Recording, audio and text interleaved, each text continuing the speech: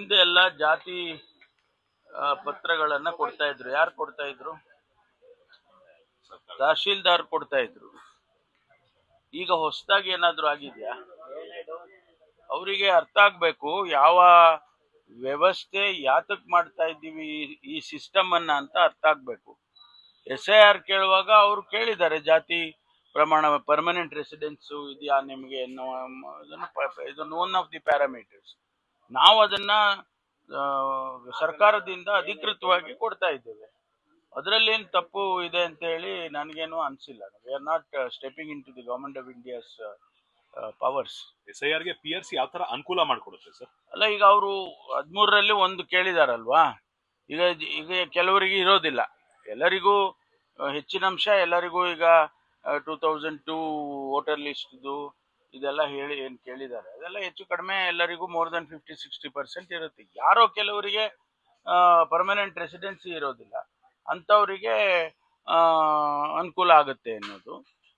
ಒಂದು ಕಡೆ ನೀವು ಬಾಂಗ್ಲಾದೇಶದವ್ರಿದ್ದಾರೆ ಹೆಚ್ಚು, ಬೇರೆ ರಾಜ್ಯದವರೆಲ್ಲ ಹೆಚ್ಚಿದ್ದಾರೆ, ಅವರಿಗೆಲ್ಲ ನೀವು ಇದು ಫೆಸಿಲಿಟೀಸ್ ಕೊಡ್ತಾ ಇದ್ದೀರಾ ಅಂತ ಇದನ್ನೆಲ್ಲ ಕಾರ್ಡ್ಗಳೆಲ್ಲ ಕೊಡ್ತೀರಾ, ಅದು ಆಧಾರ್ ಕಾರ್ಡ್ ಕೊಡ್ತೀರಿ, ಈ ಥರ ಎಲ್ಲ ಕಂಪ್ಲೇಂಟ್ಸು ಇವರೇ ಸದನದಲ್ಲಿ ಅನೇಕ ಸಂದರ್ಭದಲ್ಲಿ ಚರ್ಚೆ ಮಾಡಿದ್ದಾರೆ. ನಾನೇ ಗೃಹ ಸಚಿವನಾಗಿ ಅನೇಕ ಬಾರಿ ಉತ್ತರ ಕೊಟ್ಟಿದ್ದೇನೆ. ಎಷ್ಟು ಜನ ಬಾಂಗ್ಲಾದೇಶೀಸ್ ಇದ್ದಾರೆ, ಹೊರಗಡೆಯವರು ಎಷ್ಟು ಜನ ಇದ್ದಾರೆ, ಇದ್ರ ಬಗ್ಗೆ ಎಲ್ಲ. ನಾವು ಇದನ್ನು ಅಧಿಕೃತ ಮಾಡಿದ್ರೆ 10 ವರ್ಷ ಈಗ ರಾಜ್ಯದಲ್ಲಿ ಇದ್ದಾರೆ ಅಂತ ಏನಾದರೂ ಕೂಡ ಡಾಕ್ಯುಮೆಂಟೇಶನ್ ಸಿಕ್ಕಿದ್ರೆ ಅವ್ರಿಗೆ ಕೊಡ್ತೀವಿ. ಯಾರಿಗೆ ಸಿಗೋದಿಲ್ಲ ಅವರಿಗೆ ಸಿಗೋದಿಲ್ಲ ಅಲ್ವಾ. ಈಗ ಬಾಂಗ್ಲಾದೇಶದವ್ರಿಗೆ ನಾವು ಏನು ಕೊಡೋಕ್ಕಾಗೋದಿಲ್ಲ. ಅವಾಗ ಅವ್ರಿಗೆ ಗೊತ್ತಾಗುತ್ತೆ ನಮಗೆ ಯಾರು ಅಧಿಕೃತ ರಾಜ್ಯ ಸರ್ಕಾರ ಅಂತ ಅವರ ಆರೋಪ.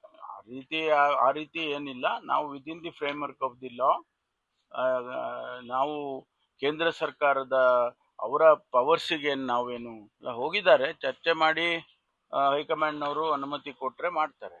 ಬರಗಾಲ ಅನೌನ್ಸ್ ಆಯ್ತು ಅಂದ್ರೆ ರಾಜ್ಯದ ರೈತರಿಗೆ ಯಾವ ತರ ಅನುಕೂಲ ಆಗುತ್ತೆ ಸರ್? ಅದಕ್ಕೇನು ಕೆಲವೆಲ್ಲ ಇನ್ನೂ ನಾವು ಡಿಸೈಡ್ ಮಾಡಿಲ್ಲ.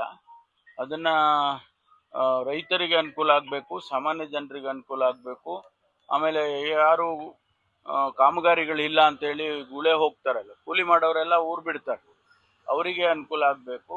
ಇವೆಲ್ಲ ಮನಸ್ಸಲ್ಲಿ ಇಟ್ಕೊಂಡು ನಾವು ತೀರ್ಮಾನಗಳನ್ನು ಮಾಡ್ತೀವಿ.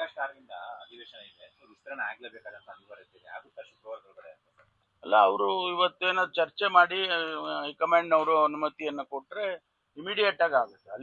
ಅಲ್ಲಿ ಎಸ್ ಅಂದ ತಕ್ಷಣ ಲಿಸ್ಟು ಕ್ಲಿಯರ್ ಆದ ತಕ್ಷಣ ಇಲ್ಲಿ ಗವರ್ನರ್ಗೆ ಅವ್ರ ಸಮಯ ನೋಡಿಕೊಂಡು ತಿಳಿಸ್ತಾರೆ. ಅವರು ಕೆಲವು ಮಾನದಂಡಗಳನ್ನು ಚರ್ಚೆ ಮಾಡ್ತಾ ಇದ್ದಾರೆ ಅಂತ ಕೇಳಿದ್ದೇನೆ ನಾನು. ಅದರಲ್ಲಿ ಯುವಕರಿಗೆ ಹೆಚ್ಚು ಪ್ರಾತಿನಿಧ್ಯ ಕೊಡಬೇಕು ಅನ್ನೋದು ಕೂಡ ಒಂದು ಅಂಶ. ಅದನ್ನ ಕನ್ಸಿಡರ್ ಮಾಡಬಹುದು. 2028 ಈ ಪ್ಲಾನ್ ಆಫ್ ಆಕ್ಷನ್ ಇಟ್ಕೊಂಡೇ ಈಗ ಸಂಪುಟ ವಿಸ್ತರಣೆ ಮಾಡೋ ಲೆಕ್ಕಾಚಾರ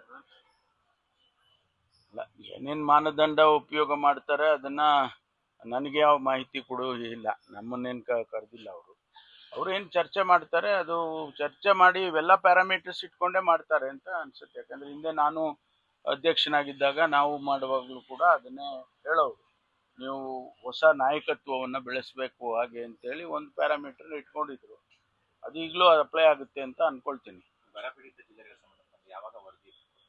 ಲೈಕ್ ನಾವು ಜಿಲ್ಲಾಧಿಕಾರಿಗಳಿಗೆಲ್ಲ ಬರೆದಿದ್ದೇವೆ.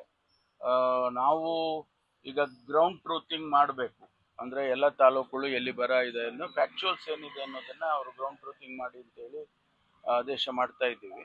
ಅದಾದಮೇಲೆ ಗೊತ್ತಾಗುತ್ತೆ ಯಾವ ತಾಲೂಕಿನಲ್ಲಿ. ನಾವೀಗಾಗಲೇ ನೋಡಿ ಕುಡಿಯೋ ನೀರಿಗೆ 5 ಕೋಟಿ ರೂಪಾಯಿ ಬಿಡುಗಡೆ ಮಾಡಿದ್ದೀವಿ. 329 ಕೋಟಿ ರೂಪಾಯಿಯನ್ನ PD ಅಕೌಂಟಲ್ಲಿ ಜಿಲ್ಲಾಧಿಕಾರಿಗಳ ಹತ್ರ ಹಣ ಇಟ್ಟಿದ್ದೇವೆ. ಆಮೇಲೆ 1 ಕೋಟಿ ರೂಪಾಯಿ ಪ್ರತಿಯೊಂದು ತಾಲೂಕಿಗೆ, ಪ್ರತಿಯೊಂದು ಅಸೆಂಬ್ಲಿ ಕ್ಷೇತ್ರಕ್ಕೆ 1 ಕೋಟಿ ರೂಪಾಯಿ ಈ ಬರಕ್ಕೋಸ್ಕರನೇ ಅಂತ ಹೇಳಿ ಪ್ರಕಟಣೆ ಮಾಡಿದ್ದೇವೆ. ಮುಖ್ಯಮಂತ್ರಿಗಳೇ ಮಾಡಿದ್ದಾರೆ. ಇದು ಎಲ್ಲ ಹಣ ಇಲ್ಲದೆ ಇದ್ರೆ ಮಾಡೋಕ್ಕಾಗತ್ತಾ? ಸುಮ್ಮನೆ ಏನೋ ಹೇಳಬೇಕು ಅಂತ ಹೇಳಿದರೆ ಜವಾಬ್ದಾರಿಯಿಂದ ಹೇಳಬೇಕಾಗುತ್ತೆ.